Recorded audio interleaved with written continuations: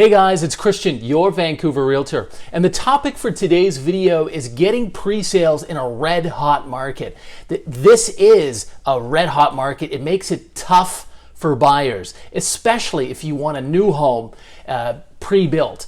So let's focus on Surrey. Surrey is seeing a lot of new high rises, low rises, and my wife works in these projects. And so I kind of get the inside scoop of, the things that buyers do that really help their chances to get a home, and then the things that buyers do that really hurt their chances. And so in this video, I want to touch on those 2 points. What helps your chances and what hurts your chances of getting a pre-sale, especially in a really red hot market like this one. So for example, how hot is the market? What does that look like? Well, I give you an example. A low rise very recently, meaning the last 2 weeks, that just sold out in Surrey. There were 254 homes in this project. They had 5,000 registrants. I mean, think of that. There's 4,700 people there who did not get a home, and just a few who did. So what did those who did get the home, what did they do? What did they do right? And that's what we want to focus on. So what I've noticed in a hot market like this, there's really 2 things you could do. The first thing is you could be part of a realtor or a investor group that has been in business for 10, 20, 30 years, and they have a very deep relationship, possibly with the developer. And often what the developer will do is they will give that realtor or that investor group maybe 10, 20, 50 units. And you have to be one of those 50, okay? Now, there's different investor groups out there that do this. I'm not going to name them here, but you can certainly get in touch with me and I can share a little bit more on it. But that's a really good thing. Now, some people may watch this and think that's unfair. I would say no, it's not. And the reason is these groups have been around for 25 to 30 years. They've been working at this a very long time. And the developers really trust these people. Remember, developers, if this project doesn't go right, they can lose their shirt. So they've got a lot riding on the line, and they need real qualified buyers to walk through those doors and put offers and not hesitate. That is important to the developer.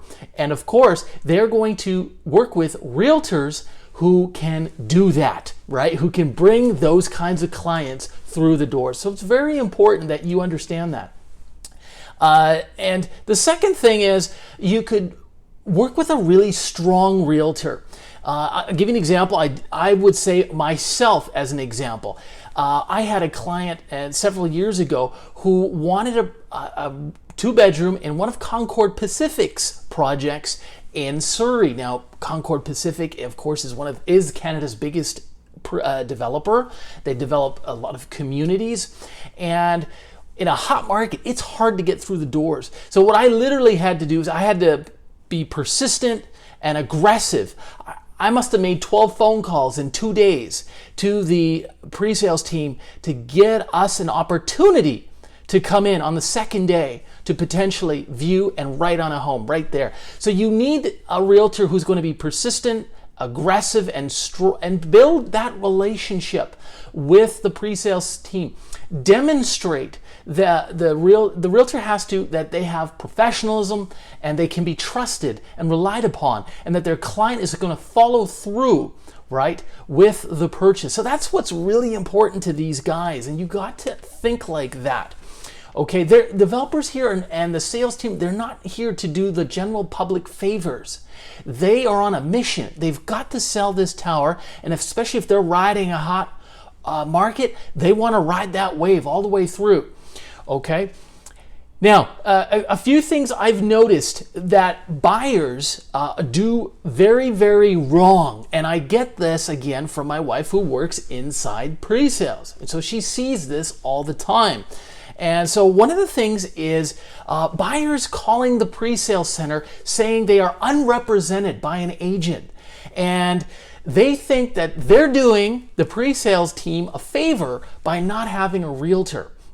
And they think that because not having a realtor, they can get a break on the price, maybe they can get back the cooperating commission as a savings.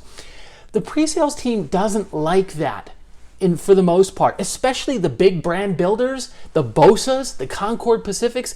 They do not want to hear that. That is a red flag to them that you don't know what you're doing.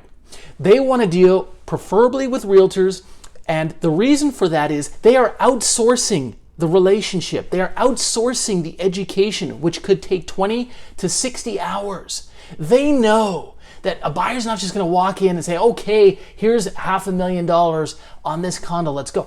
It doesn't work like that. People need time. They need to digest the ideas, the information about the market, about the home buying process, all that's involved, and that can take many hours. And so the developer's sales team will want to outsource that to a good real estate agent, and they do not want people from the public just calling, say, hey, I'll give you a break. No. And that's the second, it ties into the second thing that people make a mistake on, is their attitude. They think that they're doing the developer a favor by coming in and being willing to buy. It doesn't work like that. If you're one of 5,000, the developer sales team is thinking, no. We're doing you a favor by even considering you for one of these homes.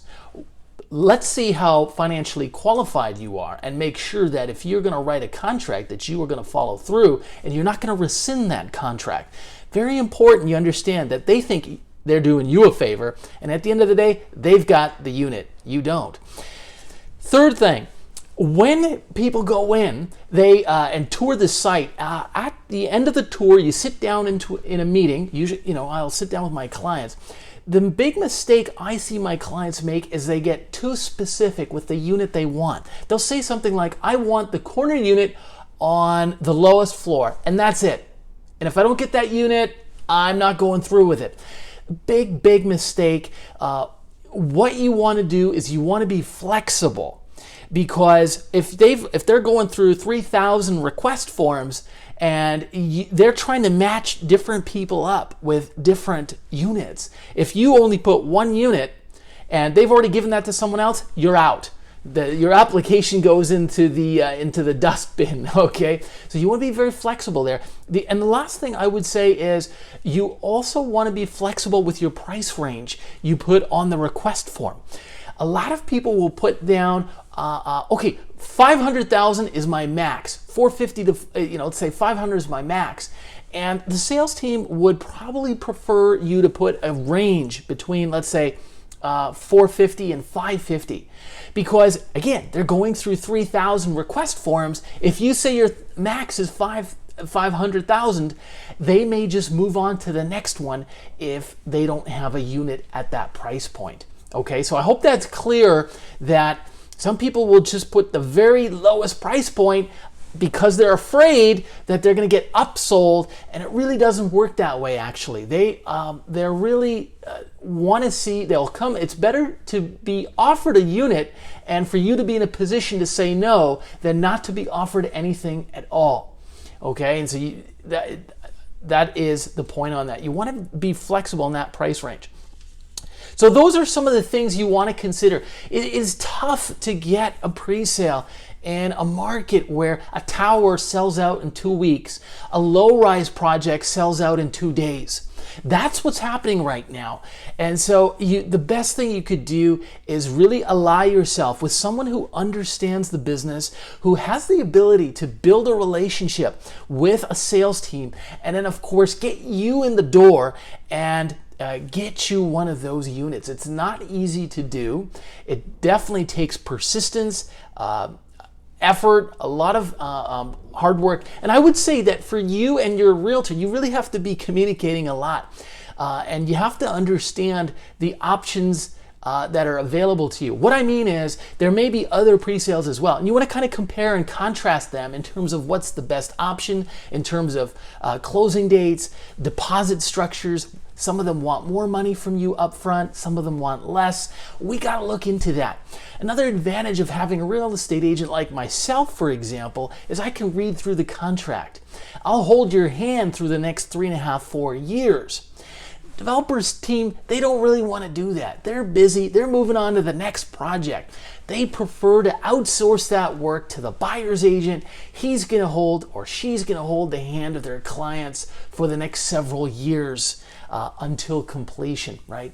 And that's why they want to deal with someone who's actually representing the buyer. All right, so just some things to think about. Best that you do that. And maybe the most important point I should mention and not forget is that with the big brand builders, you're not going to save any money on commission anyway if you don't have a buyer's agent. Those guys, they have a reputation to maintain, and they're not going to undercut other real estate agents and relationships that they have by offering deals to off the street buyers they're meeting for the first time. It just doesn't work like that in the business. Small junior developers, maybe they're building their very first project. It's an 8 townhouse project, in the middle of nowhere, out in the farm fields. They might do things like that, but that's because they're new and they don't know any better. The big guys, they don't mess around with that stuff. They've got relationships in place, and they want to deal with people who know what they're doing and who are on the ball. So look, if you got questions about pre-sales, how pre-sales works, go ahead and drop me a line. You can do that in the comments section below. Appreciate you watching, and thank you to the new subscribers we have. We'll see you next week, and thank you for watching.